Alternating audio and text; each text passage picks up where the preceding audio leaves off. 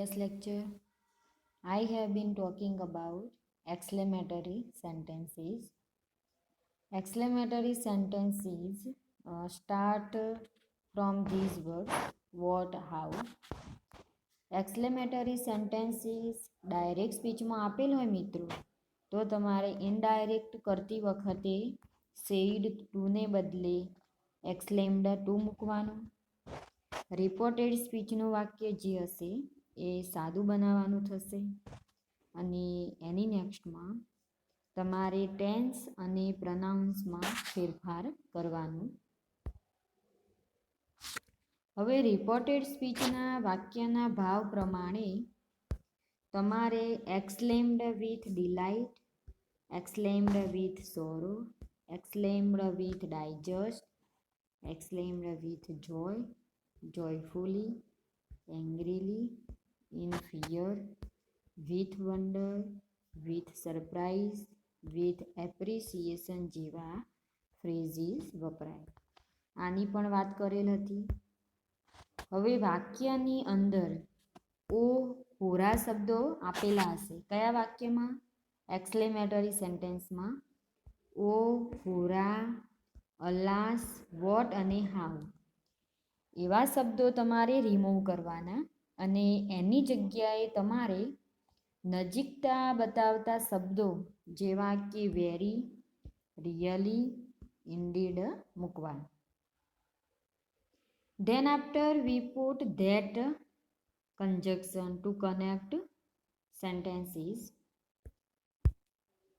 Now we see examples of exclamatory sentences.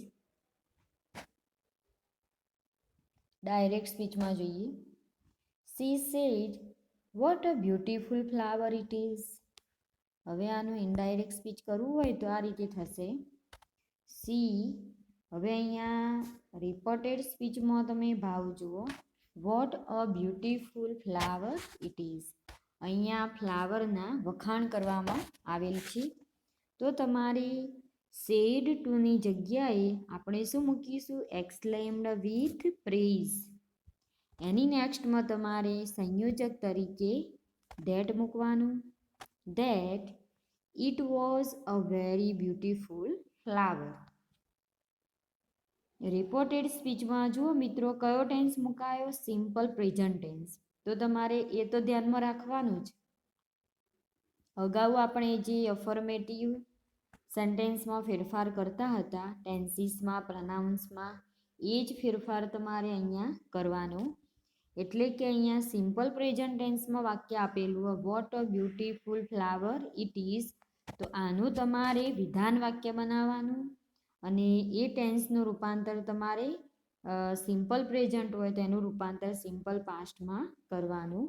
અને નજીકતા બતાવતો શબ્દ તમારે વેરી શબ્દનો અહીંયા ઉપયોગ કરવાનો. એટલે અહીંયા વાક્ય તમારું આ રીતે થશે. C exclaimed with praise that it was a very beautiful flower. Inverted commas remove અને લાસ્ટ વનમાં આપણે પૂર્ણ વિરામ મૂકીશું. ડાયરેક્ટ સ્પીચમાં Kundan said how sweetly Jiyana sings. હવે અહીંયા જોઈએ તો Kundan exclaimed with appreciation that અહીંયા જિયાનાના ગીતના અહીંયા વખાણ કર્યા છે. તો અહીંયા કદર એની કરવામાં આવી છે એના સોંગ્સની. તો અહીંયા exclaimed with appreciation that જિયાના sang very sweetly. Reported speech અહીંયા સિમ્પલ પ્રેઝન્ટ ટેન્સમાં આપેલ છે એટલે અહીંયા રૂપાંતર એનું આપણે સિમ્પલ પાસ્ટમાં કરીશું. The player said, "Hurrah, we have won the match." અહીંયા the players અહીંયા સ્પીકર તરીકે રહેશે. said અહીંયા રિપોર્ટિંગ વર્બ. હવે અહીંયા હોરા શબ્દ આપેલો. હોરા શબ્દ તમારે રિમૂવ કરવાનો છે. ઇનડાયરેક્ટ સ્પીચમાં એ શબ્દ તમારે લખવાનો નથી. We have won the match. હવે આ જે રિપોર્ટેડ સ્પીચ રહ્યું એ કયા ટેન્સમાં મુકાયેલું મિત્રો? પહેલા ટેન્સ તમે શોધો. First we find out which tense is used. કયો ટેન્સ મુકાયો અહીંયા? Present perfect tense. ઓકે. હવે આનું તમારે ઇનડાયરેક્ટ સ્પીચમાં રૂપાંતર કરવું હોય તો કઈ રીતે કરવાનું જુઓ. ધ પ્લેયર્સ, હવે સેઇડ ટુની જગ્યાએ આપણે અહીંયા ખેલાડીઓ મેચ જીતવાના મૂડમાં, તો અહીંયા તમારે એક્સક્લેમ્ડ વિથ ડિલાઇટ શબ્દ ઉપયોગ કરવાનો. અહીંયા the players exclaimed with delight that compulsory મૂકવાનું સંયોજક તરીકે.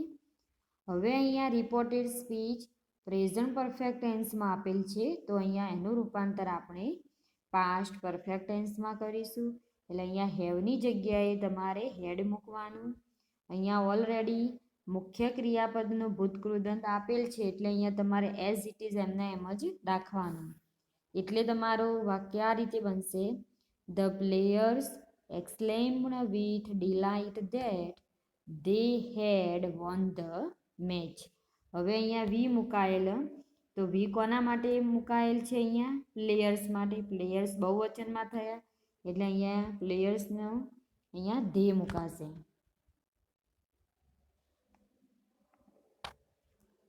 રૂપા said to Kripa, alas we have missed the bus. તો રૂપાએ કૃપાને કહ્યું કે આપણે બસ ચૂકી ગયા. બરાબર. તો હવે અહીંયા રૂપા એ બોલનાર વ્યક્તિ છે, કૃપા સાંભળનાર વ્યક્તિ છે. એ બંનેની વચ્ચે સેડ ટુ રિપોર્ટિંગ વર્બ મુકાયું. હવે અહીંયા અલ્લાસ શબ્દનો જે ઉપયોગ કરેલ છે એ આપણને અહીંયા એમનો મૂડ ઓફ બતાવે છે. અલાસ એટલે કે દુઃખી થયા છે. દુઃખનો ભાવ અહીંયા વ્યક્ત કરવા માટે અલાસ શબ્દનો ઉપયોગ કરાયેલ છે. અહીંયા કયો ટેન્સ મુકાયો? વી હેવ મિસ્ડ ધ બસ. તો અહીંયા પ્રેઝન્ટ પરફેક્ટ ટેન્સ મુકાયેલ છે. હવે આનું ઇનડાયરેક્ટ સ્પીચ કરવું હોય તો આ રીતે થશે. રૂપા સેડ ટુની જગ્યાએ આપણે એક્સક્લેમ્ડ ટુ કૃપા વિથ સોરો ધેટ. કયા મૂડથી વાત કરી છે? રૂપાએ કૃપાને દુઃખ સાથે, એટલે with sorrow that they had missed the bus.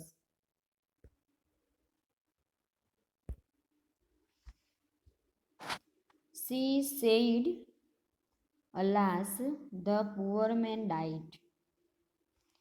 આનો ઇનડાયરેક્ટ સ્પીચ આ રીતે થશે. She exclaimed with sorrow that the poor man had died. અહીંયા સી બોલનાર વ્યક્તિ છે, સેડ અહીંયા રિપોર્ટિંગ વર્ક છે અને અલ્લાહ શબ્દનો ઉપયોગ કરેલ છે, તો અહીંયા આપણને સોરો અહીંયા પ્રેઝન્ટ થાય છે આ વાક્યમાં. ધ પુઅર મેન ડાઈડ એ અહીંયા સિમ્પલ પાસ્ટમાં આપેલ છે. ડાઈડ એ ક્રિયાપદ પરથી ખબર પડશે કે કયો ટેન્સ મુકાયેલ છે, તો સિમ્પલ પાસ્ટ ટેન્સ. હવે આનું તમારે ઇનડાયરેક્ટ સ્પીચ કરવું હોય તો આ રીતે થશે. She exclaimed with sorrow that the poor man had died. She said, how beautiful the rainbow is. હવે આ વાક્યમાં જુઓ. સી અહીંયા સ્પીકર તરીકે, સેડ અહીંયા રિપોર્ટિંગ વર્બ તરીકે, how beautiful the rainbow is. બરાબર. અહીંયા રેઇનબોનો મિનિંગ થાય મેઘધનુષ. તો મેઘધનુષ કેટલું બધું સુંદર એમ, તો અહીંયા એના વખાણ કરવામાં આવ્યા છે અને આમાં તેણીના એન્જોય મૂડની વાત કરી છે. બરાબર, હેપી મૂડની. તો આ વાક્યનું ઇનડાયરેક્ટ સ્પીચ આ રીતે થશે.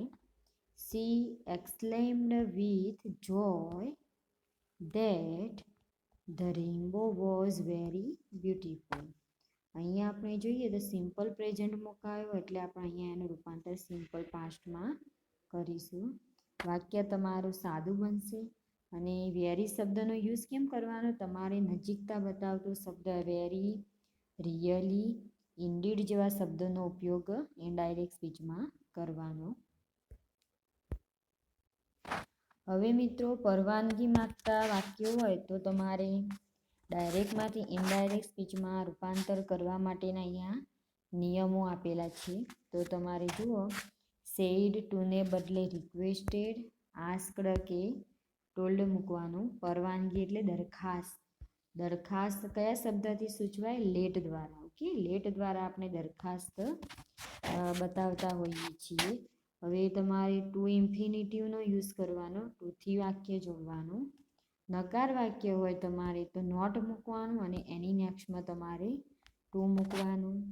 લેટને બદલે તમે અલાવ શબ્દનો ઉપયોગ કરી શકો, પરમિટનો ઉપયોગ પણ કરી શકો.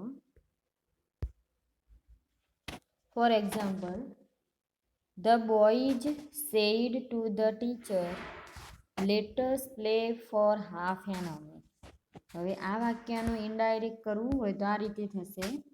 ધ બોયઝ અહીંયા બોલનાર વ્યક્તિ છે અને ધ ટીચર એ અહીંયા સાંભળનાર વ્યક્તિ છે. અને સેડ ટુ અહીંયા રિપોર્ટિંગ વર્બ છે, બરાબર.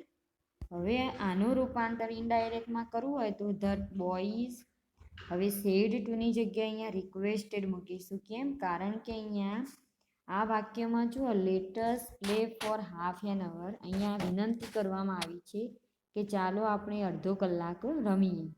તો requested the teacher to let them play for half an અવર.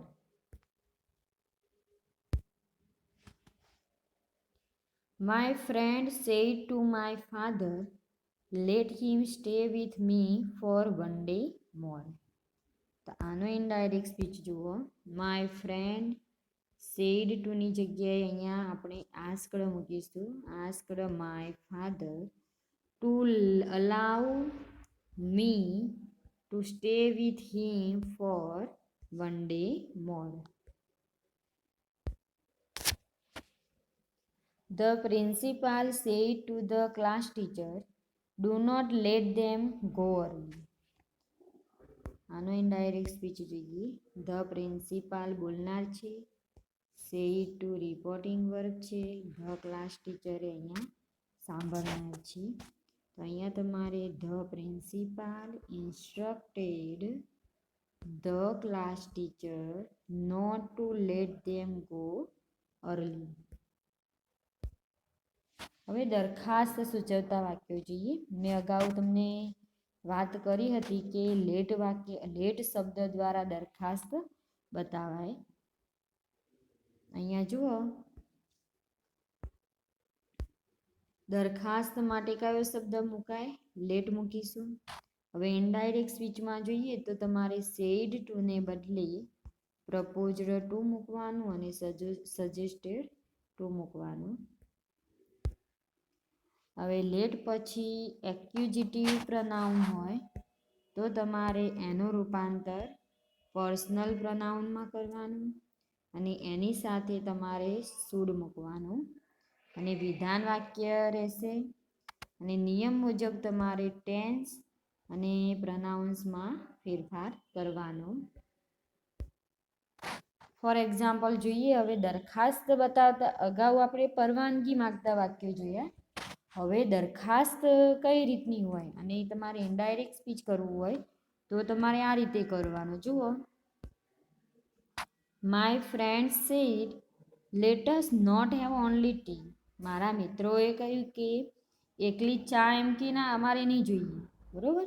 તો જુઓ, અહીંયા એ દરખાસ્ત મૂકી કે એકલી ચા અમારે ફક્ત ચા જ ના જોઈએ. તો એના માટે તમારે ઇનડાયરેક્ટ સ્પીચ કરવું હોય તો આ રીતે થશે.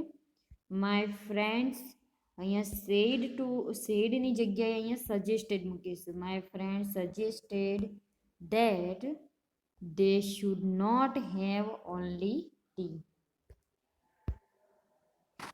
He said, let us go out for a walk. તો આનો ઇનડાયરેક્ટ સ્પીચ આ રીતે થશે. He proposed to them that they should go for a walk. તો અહીંયા આપણે said to ની જગ્યાએ કયો શબ્દ મૂક્યો? અહીંયા proposed to. એની નેક્સ્ટમાં સંયોજક તરીકે ધેટ તો તમારે મૂકવાનું જ. They should go for a walk. The principal said to the peon, "Let the boy come in." The principal ordered the peon to allow the boy to come in. હવે શુભેચ્છા સૂચવતા વાક્યો જોઈશું મિત્રો. શુભેચ્છા તમને ખબર હશે કે શુભેચ્છા એટલે કે તમે ગુડ મોર્નિંગ, થેન્ક યુ એવા શબ્દોનો જે ઉપયોગ કરો, કોઈને વિશ માટે તમે જે શબ્દનો યુઝ કરો એને આપણે શું કહીશું? શુભેચ્છા સૂચવતા વાક્યો.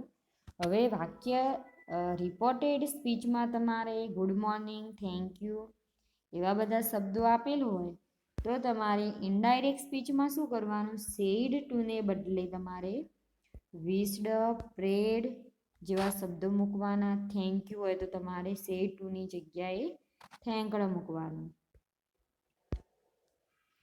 For example, Bina said to her teacher good morning. Bina wished her teacher good morning. અહીંયા સેડ ટુની જગ્યાએ આપણે શું મૂક્યું? વિશ્ડ મુકાયું. કેમ કે ગુડ મોર્નિંગ શબ્દ આપેલો હોય તો ગુડ મોર્નિંગ શબ્દ આપણને શું બતાવી? વિશ બતાવી. એટલે Bina wished her teacher good morning.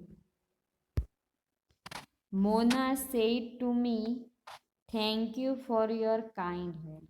તો અહીંયા બીના થેન્કડ મી. અહીંયા મિત્રો મોના આવશે, બીનાની જગ્યાએ તમારે Mona thanked me for my kind help.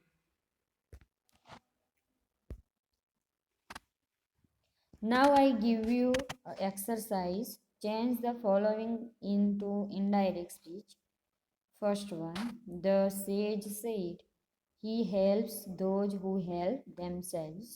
Second one, the teacher said, "The prize will be presented tomorrow." ત્રીજામાં, she said, "The sun rises in the east." ચોથામાં, she will say, "I can do it." પાંચમામાં, he said to his sister, "You do not read much for the examination." છઠ્ઠામાં, he said to me, "When will you return my book?" સાતમામાં, she said to me, "Where do you live?" આઠમામાં, he said to me, "Have you read Hamlet?" નાઇનમાં, she said to me, "Are you writing a letter?"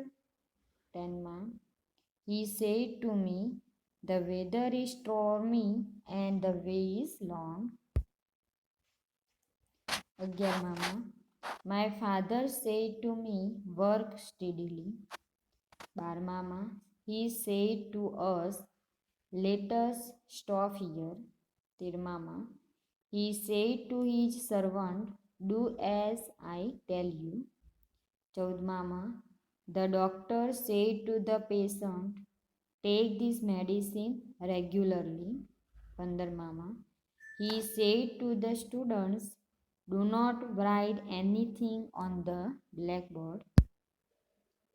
આટલા સુધી રાખીએ મિત્રો. હવે તમારું બીજો જે grammar topic રહ્યો આપણે કંજક્શન્સ, એની વાત આપણે નેક્સ્ટ લેક્ચરમાં કરીશું. Thank you.